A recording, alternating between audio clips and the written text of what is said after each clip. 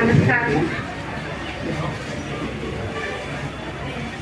Chief minister Shri Revanth Reddy గారు ఇచ్చిన హయాం మేరకు రాష్ట్ర రోడ్డు రవాణా సంస్థ తెలంగాణ రాష్ట్ర ఎంత ఫ్రీగా మూమెంట్ అవుతుందో చూడండి. ఒకవేళ మనము రాష్ట్రం లోపల కానీ దేశం లోపల కానీ ఎవరు ప్రయాణం చేయకుండా ఉంటే ఎట్లుంటుంది ఎకానమీ? అందరూ కామ్గా ఇంట్లో కూర్చుంటే ఎట్లుంటుంది?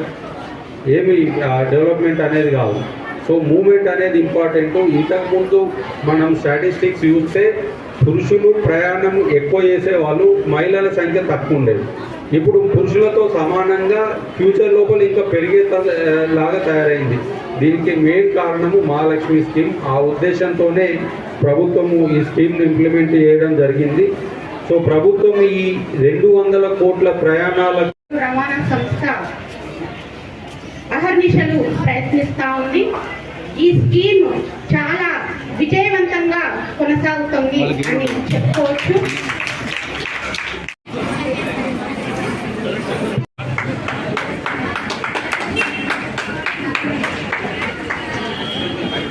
ఆడేవారికి డిఎం గారి చేతుల మీద సార్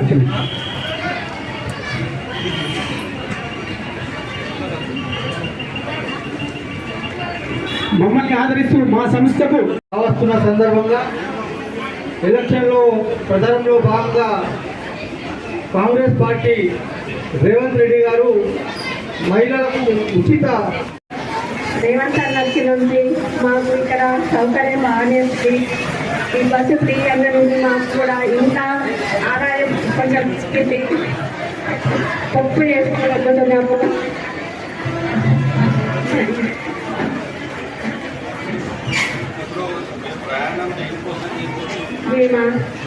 మేము ఒక జాబ్ వస్తున్నాము. అట్లా బస్సు ఉంది.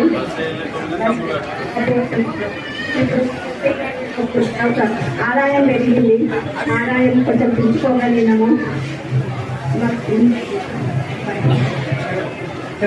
మహిళలకు ఫ్రీ టాయిలెట్స్ కానీ ఫ్యాన్స్ కానీ ఈవెన్ సీటింగ్ అరేంజ్మెంట్స్ కూడా పెంచడం. ఈ స్కీమ్ మొదలైన తర్వాత సుమారుగా నిజామాబాద్ జిల్లాలోనే 141 కొత్త బస్సులు కొనుగోలు మహిళలు ఈ పథకాన్ని ఉపయోగించడం జరిగింది. ఇవాటి వరకు సంవత్సరం ప్రభుత్వము వచ్చిన వెంటనే డిసెంబర్ 9వ తారీఖు 2 ప్రోగ్రామ్స్ ఇమ్మీడియట్గా ప్రామిస్ చేసిన ఇంప్లిమెంట్ చేసింది. అందులో మొదటి ప్రోగ్రామ్ ఇది Mahalakshmi. So Mahalakshmi programme design లోపల కేవలము మీ జర్నీ చేసినప్పుడు అమౌంట్ ప్రభుత్వం భరించడమే కాదు. సో గౌరవ ముఖ్యమంత్రి గారు కానీ గౌరవ మంత్రివర్యులు కానీ మాట్లాడినప్పుడు మీరు చూసి ఉంటారు. సో ఈ ఉచిత బస్సు సౌకర్యం కల్పించడం ద్వారా ఫస్ట్ మహిళలు బయటకు రావాలి. వచ్చి మీకు ఏదైనా అవసరం ఉంటే ఇమ్మీడియట్గా వెళ్ళి పని చేసుకొని వచ్చేందుకు అవకాశం, అంటే మీ మూమెంట్ అనేది పెరుగుతూ ఉంటుంది.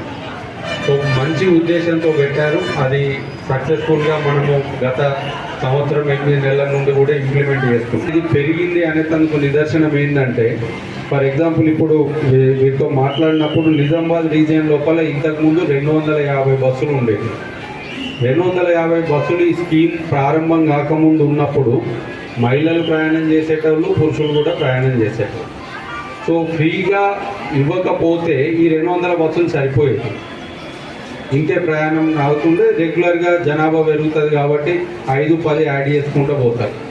కానీ ఈ స్కీమ్ స్టార్ట్ చేసిన తర్వాత మహిళా ప్రయాణికుల కోట్ల రూపాయలు మనము రాష్ట్ర ప్రభుత్వము ఆర్టీసీకి చెల్లిస్తాం.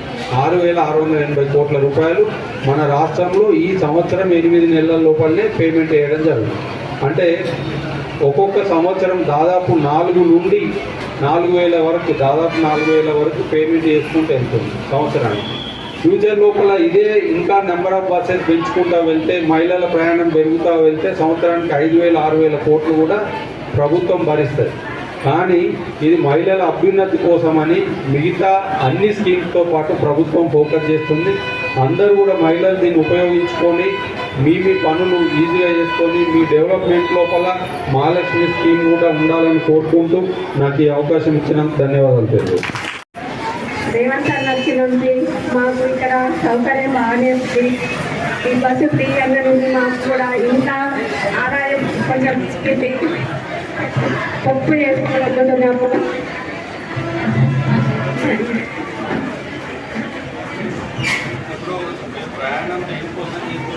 మేము ఒక జాబ్ చేస్తున్నాము. అట్లా బస్సు ఇప్పుడు ఆదాయం పెరిగింది.